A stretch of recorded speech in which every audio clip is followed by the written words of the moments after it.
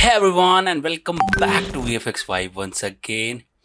So in today's video we are going to see how we can do 3D camera tracking inside Mocha. Yes, today's topic will be tracking inside Mocha and how we can export that 3D tracking data for Nuke, and let's see how we can add some elements inside Nuke. Before we start, if you want to download these footages and if you want to practice along, you can go to our website www.vfxvibe.com and you can download all assets and working file from there.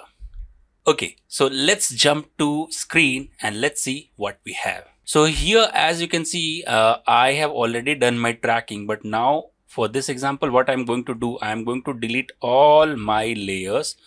And keep it in mind, this project is of 30 frames per second. So if you're practicing along, make sure after importing you have to change your frame per second or frame rate. So here I'm going to select my spline tool, and see, there is no rocket science of 3D tracking inside Mocha. You need to do as usual planar tracking, and we will do one trick before exporting data, and I will let you know what that trick is. So what I'm going to do, I'm going on frame number first, and probably I can track my ground.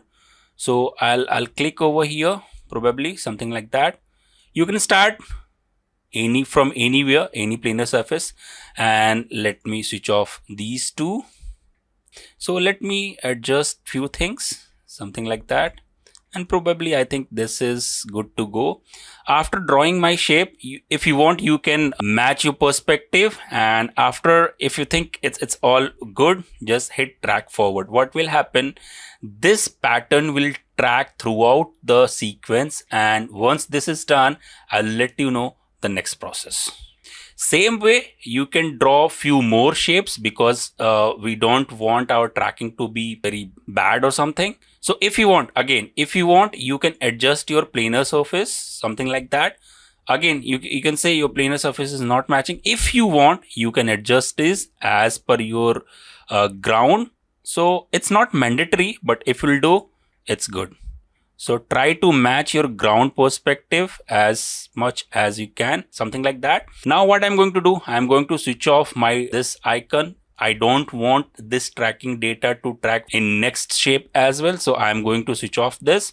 Again, I'm going over here, and it might possible I can draw one shape over here on this wall, and it will be good if you're following some kind of shape or some kind of line, something like that. Probably you can see I have some line over here. So let me zoom little. So if you can see, I have a line. So probably it might possible, or it's a tip that you can follow that line. So your perspective will be matched automatically. So here again, I can follow this line. So I think this much is good on first frame. Again, I am going over here and I can track it forward. Okay, so I'm done with tracking, as you can see. So what I'm going to do, normally you will be in your track mode. So what you need to do before doing anything, just go to camera solve, and this time what I'm going to do, I'm going to solve my camera. So what will happen, it will calculate. I'm not going to explain anything because focal length and this and that, everything I have explained in my camera tracking video. If you haven't watched that, go to my channel and just check camera tracking in Nuke. So you will come to know what will be the focal length and everything. So as you can see over here, I'm having my solve quality to 96%, which is very good, right? So now what next, I need to click on export camera data, and here we have multiple things. So for Nuke, we have to export in FBX 7.7 3D data for Nuke 6.3 and above. Just I'm going to save it. Probably I'll go over here and camera track _1 because already I have done it. So I'm going to save it. So just save, and now I'm going to jump to Nuke and let's see how we can use our data. Okay, we are inside Nuke and let's see how we can import our tracking data from Mocha. So to import any kind of data, I'll be needing probably camera. So in camera, I'm directly going to file and read from file, and I'm going to navigate my data, and I'll directly select camera track _1 and I'm going to open it and hit yes. So if I'm going to see my camera, you can easily see my camera is moving like this. Can you see that? And to import my other data, I'm going to import read geometry, read geonode, and same way I'm going over here and I'm going to open it. So definitely you cannot see anything, but in read geometry you need to select object type to point cloud, and you can easily see I'm having my few point clouds as well.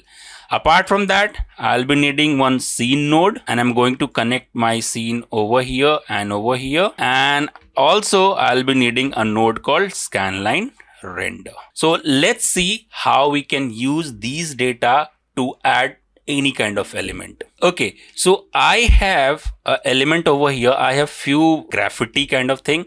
So what I have done, I have accordingly adjusted my both graffiti, and let's see if we want to add my this gravity. Probably I'll delete this. If I want to add graffiti on this wall, or probably on this wall, whatever you want, you can do it. So let's go to my 3D view, and what I'm going to do, I'm going to add a card node, right? Probably I'll add a card node, and I need to scale it little bigger probably, and I'm going to push it forward. And now you can see I'm having my point cloud, and easily I can see these point clouds are back wall point clouds. So what I can do, I need to put my this particular card at the place of these point clouds, right? Something like that. Probably I can add merge. This will be my B and this will be my A. And if I can see, I can easily see my card is available over here. So probably I can adjust it a little more. And remember, you can do your projection setup as well if you want, but I am pretty much happy with my these kind of setups. You can do anything, whatever you want. And directly I have created my graffiti over here, and I'm going to add to card. So as I'm going to add anything to card, let's see what I'm getting. I'm getting my graffiti on the wall, and if I'm going to see this, I'm getting this. So probably what I'm going to do, I'm going to play it. Let's see if it's sliding or not. So I can easily see it's not sliding, and my graffiti is placed in 3D space. Also, you don't want to see these black points. Obvious, these points are basically point cloud, so you can disable it.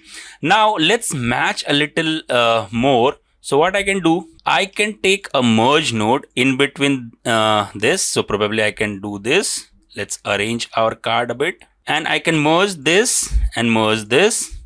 And probably what I'll do, I'll multiply it. So what will happen, any irregularity on wall will multiply with my this. So after that, what I can do, so this will be my foreground and this will be my background. So I'm going to do this. This will be my background and this will be my foreground, something like that. So what will happen, just see, graffiti is having my walls, this thing. So if you think this is bit kind of dark, so what I can do, I can easily select this and probably I'll lower down my opacity. So as you can see over here, I am having graffiti on my wall, and if I'm going to play it, that graffiti will be stuck on my that particular wall. So you have to keep it in mind. You have to place your card as per point clouds which coming from Mocha. So hopefully this technique will help you to understand the process of 3D camera tracking in Mocha and exporting those data